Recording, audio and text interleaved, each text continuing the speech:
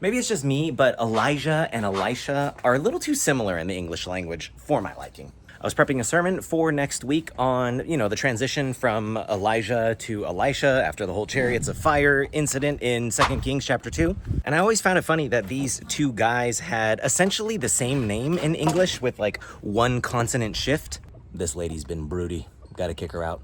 Come on, let's go. Sorry. In fact, some captions, when you watch videos on YouTube, maybe even the captions to this video I'll have to manually edit, actually get Elijah and Elisha confused, which naturally got me wondering why the English transliteration of these two names is so similar. So maybe you're wondering the same thing. Elijah in the original Hebrew is Eliyahu, and Elisha in the original Hebrew is Elisha. At the end of that Hebrew word is an ayin, which is a consonant that we don't really have a sound for in English, but I'm getting ahead of myself. Let's do this one step at a time. So Elijah, what we have now, comes from Eliyahu, which means, my God is the Lord. Turn off this fan.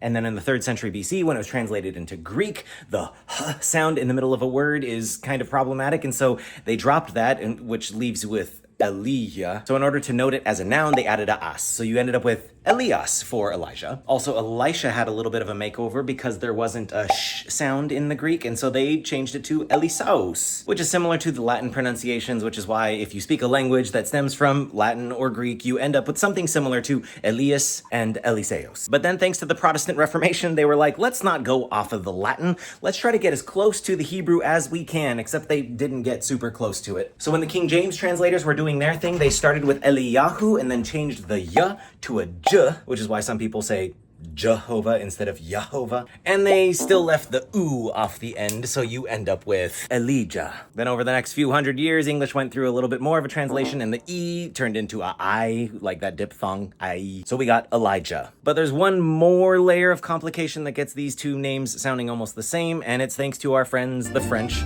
and the ways the English and the French borrowed and shared words. And this doesn't show up in everybody's pronunciation, but some people have a clear Elijah, and other people, because of the vowels next to it, have more of a zh sound, like in the word déjà vu. So you end up with Elijah, which is so close to Elisha. Elisha also had one of those transformations over the years, but because of that same Protestant Reformation thing and the King James Version translation stuff, it ended up kind of coming back to the start.